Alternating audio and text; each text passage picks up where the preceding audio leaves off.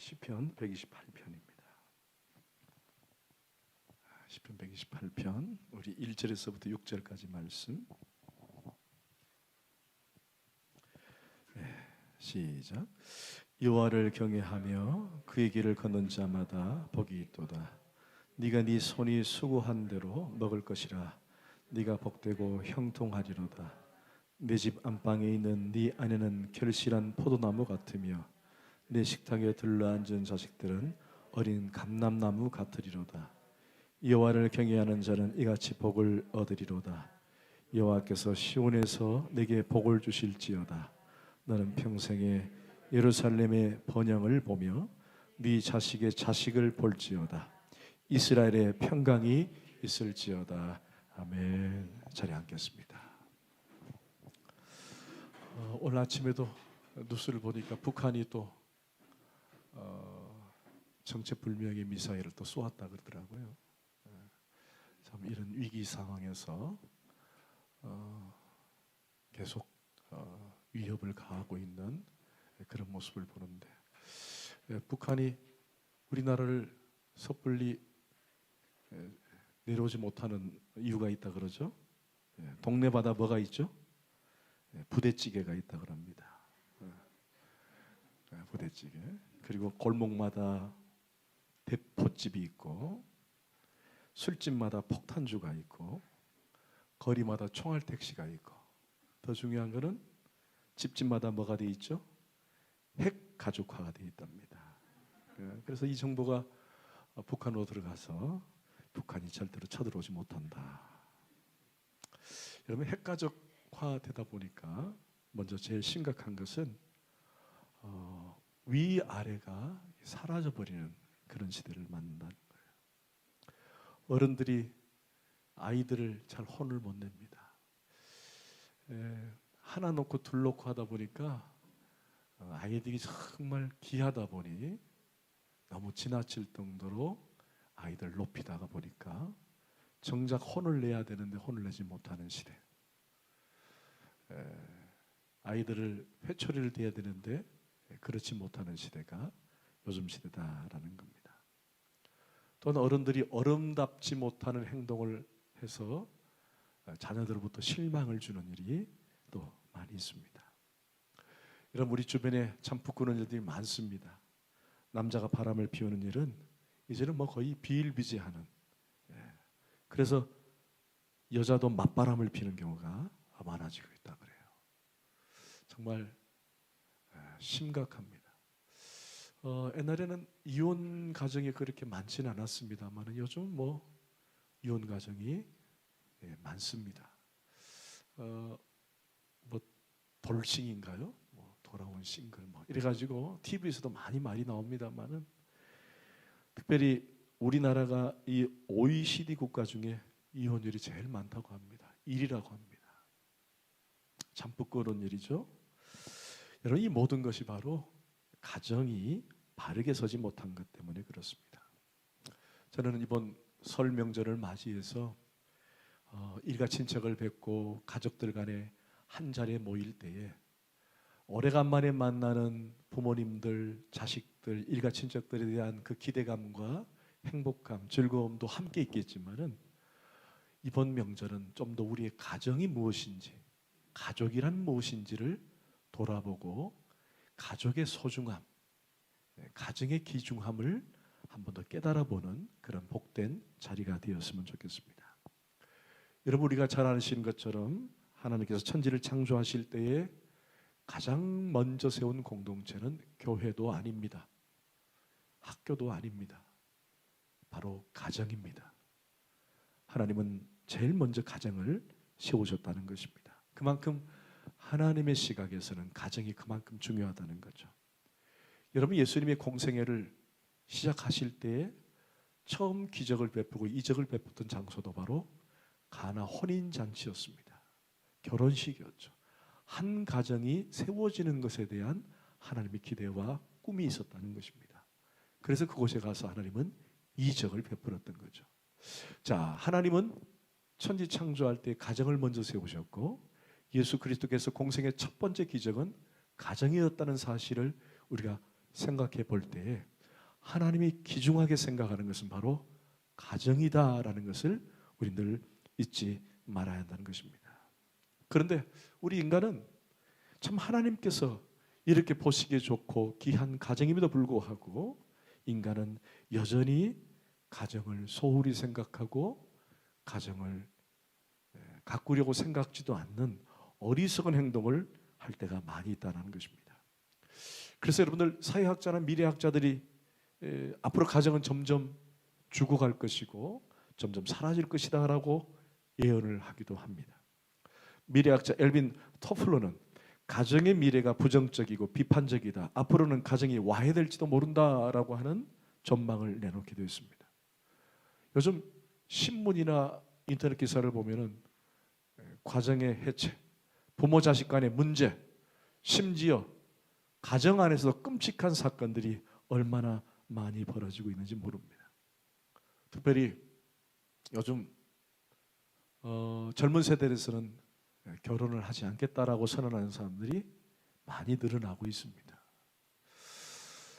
교회 안에서도 우리 그리스도인 청년들 가운데서도 그런 경향이 많이 있습니다. 우리 주 닮은 우리 청년들은 목사님을 닮아서 결혼의 소망을 다 두시길 부탁을 드립니다. 아멘 해보세요. 그러고 보니까 지훈이랑 저쪽에 우리 기쁨이 슬기네. 교회 안에서 젊은 청년들이 결혼에 대한 꿈이 없고 그냥 혼자 살겠다는 사람도 있어요. 근데 더 놀라운 것은요, 여러분, 결혼을 해도 아이를 놓지 않겠다는 그런 그리스도인 가정이 있더라는 거예요. 참 이건 불행한 일입니다. 여러분, 시대가 아무리 결혼에 대한 어떤 감각이 떨어지고 결혼을 멀리한다고 해도, 아무리 결혼하고 아이 없이 둘만 산다고 한듯 우리 그리스도인들은 하나님 말씀대로 결혼과 자녀에 대한 미래 꿈을 다 가져야 되는 거예요. 그래서 여러분, 결혼과 가정, 자녀 출산, 이거는 하나님이 우리에게 계신 허락하신 명령이요 축복이 되는 겁니다. 그래서 여러분들, 결혼은 정말 행복한 가정, 아름다운 가정을 위한 출발이요, 또한 우리에게 주신 자녀는 하나님의 귀한 선물이 아닐 수 없다는 거예요. 그래서 오늘 우리는 이 행복한 가정, 아름다운 가정을 어떻게 설계해 나갈 것인가. 지금 결혼을 해서 오랫동안 살았던 분이나 또 이제 막 신혼의 단꿈에 젖어 있는 분이나 앞으로 또 결혼을 꿈꾸고 있는 우리 젊은 청년들에게 오늘 귀한 도전의 말씀이 되었으면 좋겠다는 것입니다. 여러분, 1절을 한번 다 함께 읽어볼까요? 시작. 여호와를 경외하며 그의 길을 걷는 자마다 복이 있도다. 오늘 성경 말씀은 하나님의 복된 가정, 하나님의 귀한 가정은 여호와를 경외하는 가정이다라고 되어 있습니다. 여호와를 경외하는 가정. 그러면 하나님께서 그 여호와를 경외하는 가정에게 복을 더하신다라고 설명하고 있는 거예요. 그러니까 행복한 가정은 다른 데서 찾는 것이 아닙니다. 물질이다, 건강이다, 명예다, 여기서 찾는 것이 아니라 행복한 가정, 복된 가정은 거기 중심에는 여호와를 경외하는 것이다. 엄마만 경외하는 것이 아니라 아빠도 함께 경외하고 또 자녀도 함께 하나님을 경외하는 그런 가정이 행복한 가정이라는 것입니다. 여러분, 이 경외하다는 말은 우리가 자칫 오해할 수 있습니다. 이 경외하다는 말은 두려워 떨다라는 말이 아닙니다. 막 경외스럽다 하니까 뭔가 나를 이렇게 살벌하게 다가오시고 나를 위협하시고 나를 권위적으로 나를 누르시고 그래서 나는 그분을 어쩔 수 없이 경외한다, 그런 뜻이 아니라 이 경외라는 뜻은 너무나도 위대하셔서 느끼는 마음의 감정을 말하는 거예요. 너무나도 위대하셔서. 하나님은 너무 위대하신 분이라는 거예요. 그래서 그분을 늘 생각할 때마다 우리 하나님은 멀리 계시는 것 같지만 너와 함께하고 계시기 때문에 그분이 소중하고 귀하다, 너무 감격스럽고 사랑스럽다, 그래서 느껴지는 마음의 감동이 바로 경외함이라는 것입니다. 근데 이 경외함을 다른 말로 표현하면은 하나님 제일주의 삶을 사는 것이에요. 하나님 제일주의 삶. 다른 말로 하면은 하나님 중심으로 사는 것입니다. 이것을 우리는 뭐라고 표현하느냐? 한번 따라합시다. 절대신앙. 절대신앙. 여러분 무엇을 하든지 어떤 일을 하든지 하나님을 제일 먼저 기억하는 거예요. 그게 바로 하나님을 경외하는 것입니다. 여러분 어떠세요? 가정이 그렇게 하고 계십니까? 여러분 개인적으로도 그렇게 하시나요? 무슨 일을 하든지 어떤 일을 하든지 나의 경륜과 나의 연륜이 아니라 또는 내게 들리는 소문이 아니라 하나님을 먼저 기억하는 거예요. 하나님을 먼저 기억하는 거예요. 여러분 혹시 가정마다 교훈이 하나 있습니까? 가훈이라는 게 있습니까? 우리 교회 주제가 있죠? 내 집을 채우라. 여러분 가정에 가훈이 하나 있습니까? 말씀으로 하나씩 채워가시길 부탁을 드립니다. 이번 우리 명절날 오늘 우리 목사님 말씀하신 것처럼 우리 가정이 정말 말씀의 주제 아래 가훈을 하나 정하자 이러면 좋을 것 같아요. 저희는 가훈이 있습니다. 하나님을 기억하라. 그리고 부모님을 기억하라. 이웃을 기억하랍니다.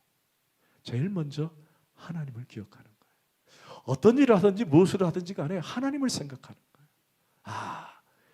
어려움이 당하거나 어떤 문제 해결을 하거나 또 어떤 일을 진행할 때에 항상 하나님을 기억하는 거예요. 여러분 오늘 복된 예배 자리에 나오신 여러분들은 다 하나님을 우선 생각하기 때문에 예배 자리에 나온 줄 믿습니다. 아멘, 아멘. 또 이 경외한다는 말은 온전히 사랑하다라는 뜻입니다. 어떤 다른 생각을 갖지 않는다는 의미예요.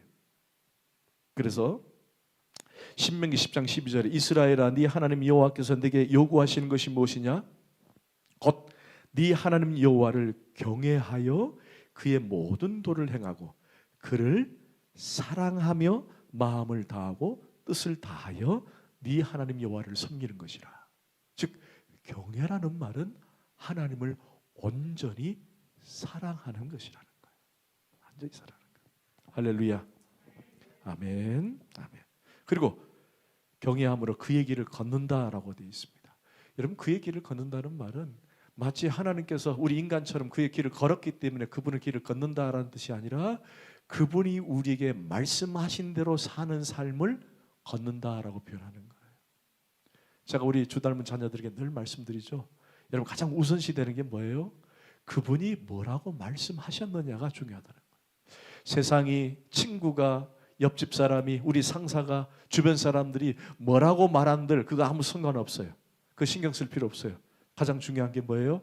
하나님이 말씀에서 뭐라고 말하느냐가 중요하다는 거예요. 그래서 여러분들 어디 가서 이런 말을 듣고 저런 말 듣고 막 괴로워하고 막 가치관이 혼란스럽고 세계관이 흔들리고 막 그럴 때 여러분 고민할 필요 없어요. 그것 때문에 막 헤맬 필요가 없어요. 가장 중요한 것은 뭐예요? 말씀이 뭐라고 하느냐가 중요한 거예요. 말씀이 뭐라? 그게 바로 여호와의 길을 걷는 거예요. 그럼 우리 인생은 가정은 반드시 하나님 말씀 안에서 행복하도록 되어 있다는 것입니다. 여러분 인류의 최초의 인간인 아담과 하와가 왜 불행해졌습니까? 하나님 말씀하셨는데 그 말씀대로 살지 않았기 때문에 불행한 거예요.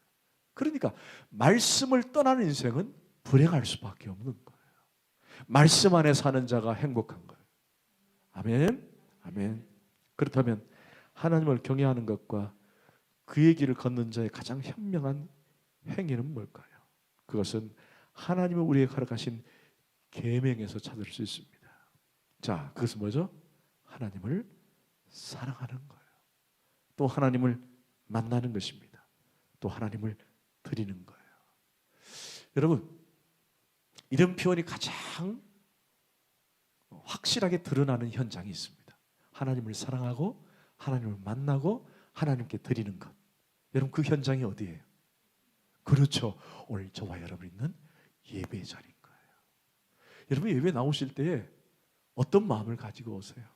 오늘 목사님이 나 오늘 안 나오면은 혹시나 출석 체크하지 않을까? 여러분 우리 그런 성도는 없는 줄 믿습니다. 없어요.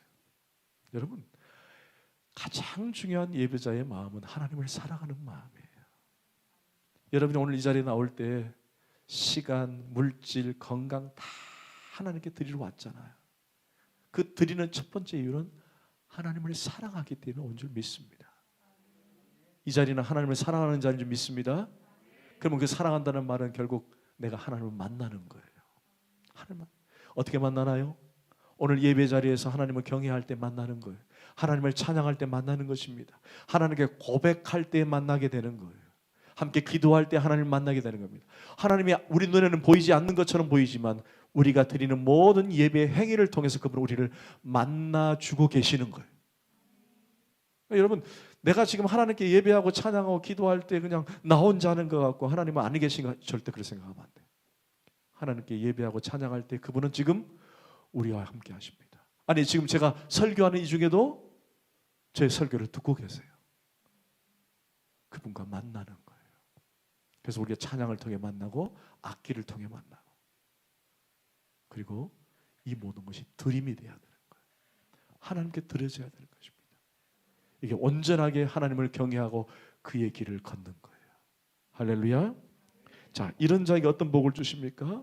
오늘 본문 2절을 보십시다. 시작. 네가 내 손이 수고한 대로 먹을 것이라. 네가 복되고 형통하리라. 여러분, 네가 복되고 형통하리다라는 말은 어느 정도 이해가 되는데, 고작 주신다고 하는 복이 네가 네 손이 수고한 대로 먹을 것이다. 좀 웃기지 않습니까? 아니, 세상에 내가 수고 없어 내가 먹는 건 당연한 건데, 그렇지 않아요? 그러나 여기에는 두 가지 의미가 있습니다. 하나는 불로소득으로 행제하는 생각을 버리라는 거예요. 불로소득으로. 또 하나는 아무리 내 손으로 힘써 일한다고 할지라도 결국 하나님이 도우셔야만이 형통케 되리라는 것입니다. 아멘. 만약 우리가 건강을 잃어버리고 시간을 잃어버리고 또 우리의 모든 자유를 잃어버린다면 여러분, 그것은 우리의 수고가 헛될 수밖에 없는 거예요. 이 모든 것에 하나님이 도우시고 함께 하셔야 된다는 겁니다. 내가 아무리 직장에서 돈을 열심히 벌어서 내가 먹는 것 같지만 결국 하나님이 도와주지 않으시면 모든 것이 다 헛된 줄 믿습니다. 하나님의 도움이 필요한 거예요. 자, 그런데 우리가 이러한 복을 풍성하게 누려야 하는데 이 풍성한 복을 누리지 못하는, 누리는 몇 가지 지침들을 한번 살펴보십시다. 자, 3절을 한번 다 할게요. 시작. 내 집 안방에 있는 네 아내는 결실한 포도나무 같으며 네 식탁에 둘러앉은 자식들은 어린 감람나무 같도다. 자, 풍성한 복을 누리는 몇 가지 지침들이 있는데, 먼저 부부간의 사랑을 얘기합니다. 부부간의 사랑. 여기 결실하다라는 것은 건강한 출산을 의미하기도 합니다만은 거기에 더 나아가 매우 만족한 행복을 의미하기도 합니다. 여러분, 출산을 아내가 하죠? 아내가 하는데 이것은 내적으로 외적으로 매우 만족하다라는 의미입니다. 그러니까 아내가 행복하면 가정은 행복한 거예요. 우리 형제들이 별로 아멘. 우리 임집사가 아멘 했습니다. 여러분, 다시 한번 보십시다. 아내들이 행복하십니까? 그러면 그 가정은 행복한 거예요. 죄송합니다. 우리 오사모가 아멘을 안 했어요. 여러분, 기억하십시오. 아내가 행복하면 그 가정은 행복한 거예요. 오늘 집에 돌아가셔서 남편들이요, 당신 행복해요? 라고 물어봐요.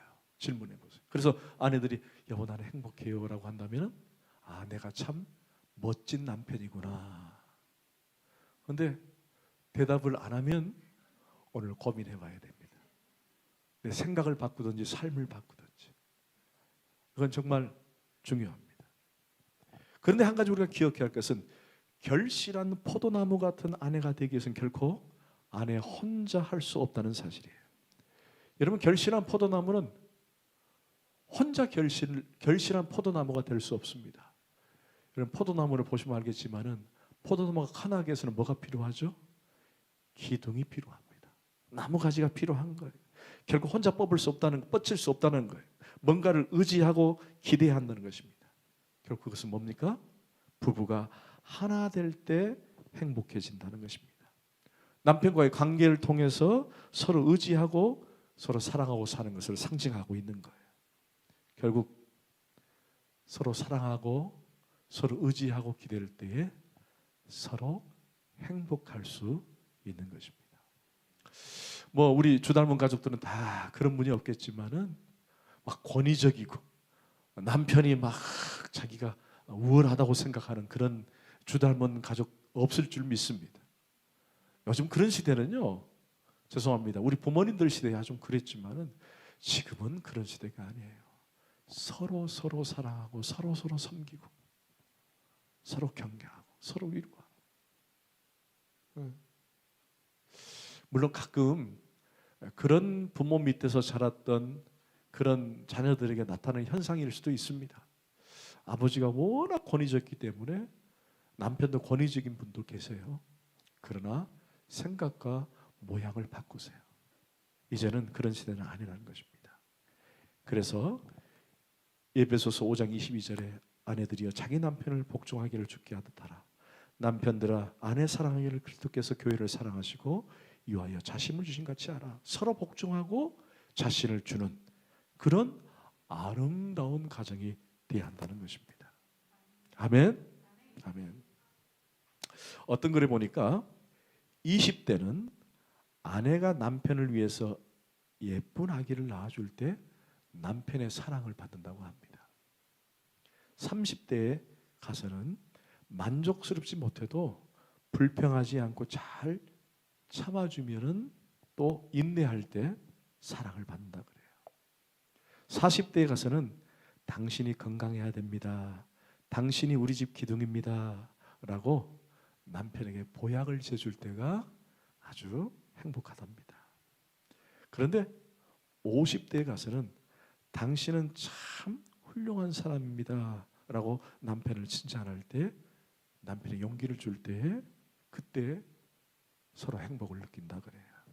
그리고 60대에 가서는 당신과 살아오면서 참 행복했어요 라고 하는 감사의 말을 자주 할 때에 서로 간의 행복이 더 커진다고 한답니다. 여러분 뭐 아이를 낳아주든 잘 인내해주든 보약을 지주든 중요한 것은 서로 격려하며 서로 행복을 가꿀 줄 아는 지혜로운 자가 다 되라는 것입니다. 어느 한쪽이 절대로 굴림해서도 안 되고 서로 양보하고 서로 사랑할 때에 그 가정이 행복할 수 있는 거예요. 특별히 여러분 남편들이여 부탁을 드립니다. 아내는 늘 질그릇과 같다고 생각하셔야 돼요. 자, 따라합시다. 아내는 질그릇과 같습니다. 아멘. 이게 무슨 말입니까? 아내는 연약하다는 거예요. 늘 보호해줘야 됩니다. 늘 아끼고 사랑해줘야 돼요. 남자들이 말 한마디로 아내를 상처를 주기도 하고, 제가 자주 말씀드리지만은 연애할 때는 옷을 입고 만나요, 옷을 벗고 만나요? 벗고 만나면 안 됩니다. 이건 성경의 가르침이 아니에요. 연애할 때는 옷을 벗고 만나면 안 됩니다. 옷을 입고 만나요. 그러다 보니까 서로 싸워도 잠시 뒤에 돌았으면은 잠시 뒤면 다시 돌아서요. 내가 언제 그러냐는 듯. 그렇잖아요. 여기 연애해 보신 분들이 알잖아요. 내가 상처를 막 주고 서로 싸우고 나면은 얼마 뒤에 내가 미안해, 내가 잘못했어, 내가 바본가 봐.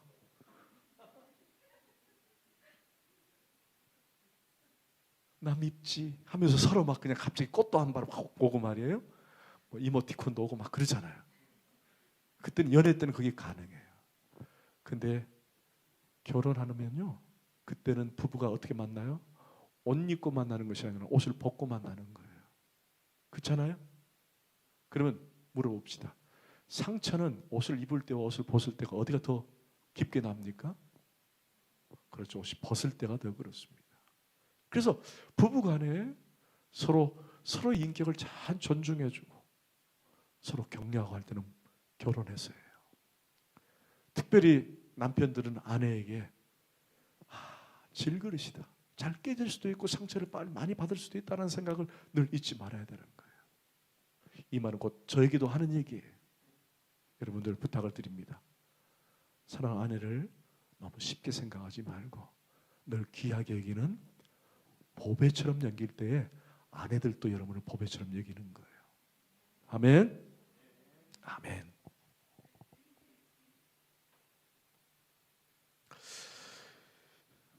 여러분 성경 하나 찾아볼까요? 베드로전서입니다. 저 뒤에 있어요. 우리 형제들이 빨리 지나갔으면 좋겠는데 베드로전서 3장 7절 말씀.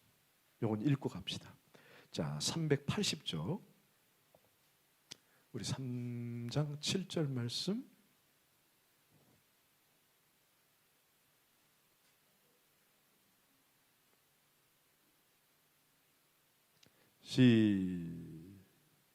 시작.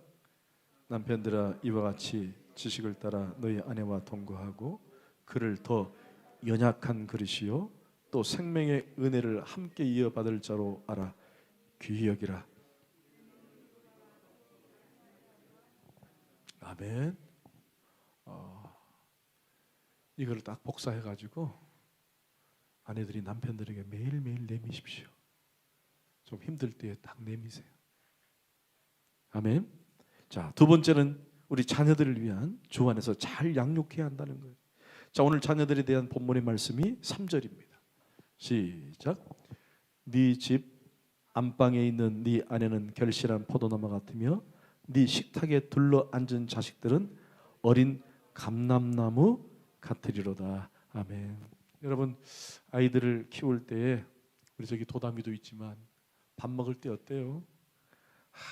막 울고 보채고 하면 막 짜증도 나고 막 국을 쏟고 막 어때요? 막 먹으라면 막 이 핑계 저 핑계 막 피면서 막 도망 다니고 한 대 주 패고 싶고 막 그러지 않습니까? 근데 여러분 그러다가 아이가 조금만 크면 이제 딱 앉아요.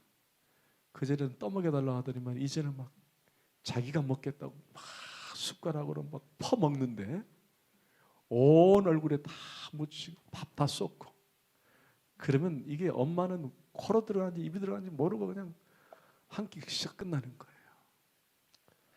그때는 막 빨리 이 시기가 빨리 지나갔으면 좋겠다 막 그러다가 어느 순간 점잖게 앉아가지고 밥을 먹기 시작하는 거예요. 아이들이. 그래서 한 상에 한 식탁에 어울려서 먹을 때 얼마나 행복한지 몰라요. 그런데 그것도 잠시. 이제 아이들이 커봐요. 우리 여기 이제 우리 젊은 청년들도 있지만은 같이 식탁을 맞이하는 시기가 없습니다. 마치 집에서 먹는 게 외식하는 것 같아요. 그죠? 그런 시대가 옵니다. 그러다 보면 하나 둘 시집장가 간다고 다 떠나면은 부부는 둘이 외롭게 홀로 남아 있어요. 그러면서 서로 하는 말, 이제서야 신혼이다. 그래요, 신혼이죠. 근데 자식들이 떠나면 이상하게 허전해요. 허전해요. 여러분 이게 무슨 얘기를 하고 싶냐면은 한 식탁에 함께 자녀들이 함께 밥을 먹을 때 참 행복하더라는 거예요. 참 행복한 거예요. 그런데 이런 가정이 행복한 가정인데 이런 자녀를 가리켜서 오늘 본문은 뭐라고 말하냐? 감람나무 같다. 감람나무 같다. 여러분 이 감람나무는요 이 지구상에서 가장 귀한 대접을 받는 나무입니다. 감람나무 그러니까 조금 여러분 좀 익숙하지 않죠? 이 감람나무라고 한다 이렇게 말하기보다는 여러분 쉽게 이해하면 올리브 나무라고 생각하시면 돼요. 올리브 나무. 여러분 기름 중에 가장 좋은 기름이 뭐예요? 올리브 기름. 올리브 기름. 저도 요즘 매일 아침마다 올리브 기름을 먹어요. 그냥 생 올리브 기름. 이게 참 좋다 그래요. 이 올리브 기름을 먹게 되는데 이 올리브 나무가 목질이 좋아서 목재로도 쓰이고 또 각종 식료, 향유, 그 다음에 원료, 화장품 원료, 의약품, 뭐 등장불에 켜는 기름, 뭐 하여튼 보배롭고 귀한 존귀한 나무라는 거예요. 그러니까 이 아이들은 결국에는 주 안에서 하나님을 경외하고 하나님 제일주의를 섬기면서 엄마 아빠가 아름다운 모습을 보이게 되면은 이 아이들은 감람나무처럼 존귀하게 귀하게 자란다. 아멘. 아멘. 그래서 가장 아름다운 가정은 정말 주 안에서 이 자녀들을 아름답게 양육하는 겁니다. 아름답게. 아름답게. 여러분, 이 로마 시대는요.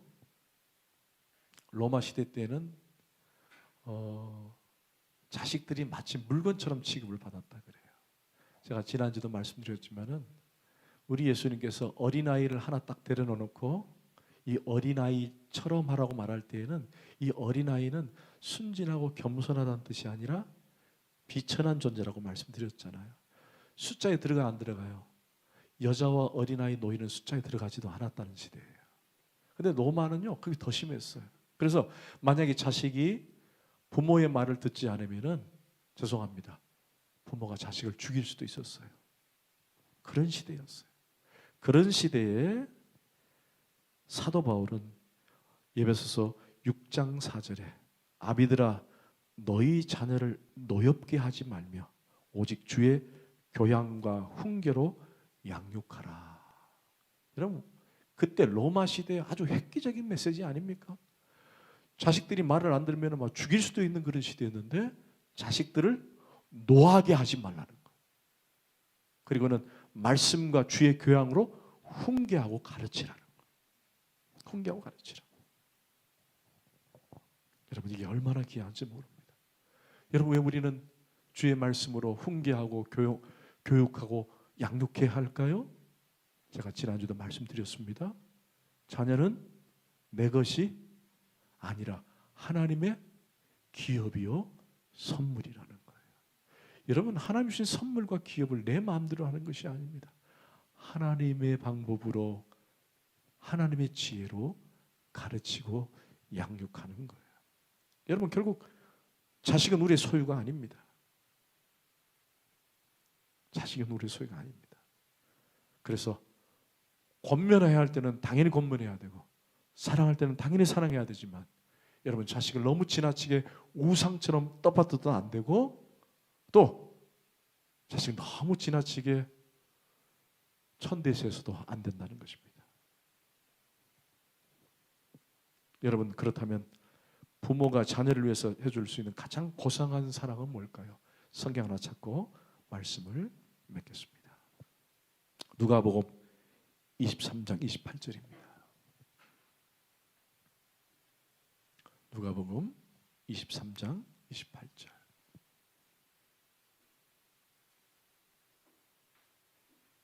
우리 다 같이 한번 큰 소리 읽을까요? 시작. 예수께서 돌이켜 그들을 향하여 가라사대 예루살렘의 딸들아 나를 위하여 울지 말고 너희와 너희 자녀를 위하여 울라. 여러분 이게 무슨 말이죠? 그렇죠. 자녀를 위해 기도하라는 것입니다. 그러니까 부모님이 자녀를 위해서 해줄 수 있는 가장 고상한 사랑은 뭐예요? 기도입니다. 기도. 여러분 기도할 줄 믿습니다. 기도. 자, 오늘 본문으로 들어가서 5절과 6절 읽겠습니다. 시작. 여호와께서 시온에서 내게 복을 주실지어다. 너는 평생에 예루살렘의 번영을 보며 네 자식의 자식을 볼지어다. 이스라엘 평강이 있을지어다. 아멘. 여러분 기억하십니까? 가장 복된 가정은 하나님을 경외하는 거예요. 그리고 부부가 서로 사랑하는 것입니다. 그리고 자녀를 주 안에서 양육하고 교훈하는 것입니다. 그리고 한 가지 더 부탁드릴 것. 오늘 본문 5절에서 6절까지 메시지의 중심 주제는 교회를 사랑하는 것입니다. 여호와께서 시온에게 내게 복을 주실지어다. 너는 평생에 예루살렘의 번영을 보며 네 자식의 자식을 볼지어다. 이스라엘에게 평강이 있을지어다. 여기 시온이라는 단어와 예루살렘이라고 하는 단어는 결국 하나님의 성전을 의미하기도 합니다. 성전. 그러니까 이 말은 뭐냐? 따라합시다. 교회를 가까이 하자. 교회를 가까이 하자. 그럼 그거예요. 교회를 가까이. 여러분, 교회를 가까이 하는 자, 교회에 봉사하고 충성하는 자, 그런 자가 복받은 가정이요 은혜의 가정이 되는 거예요.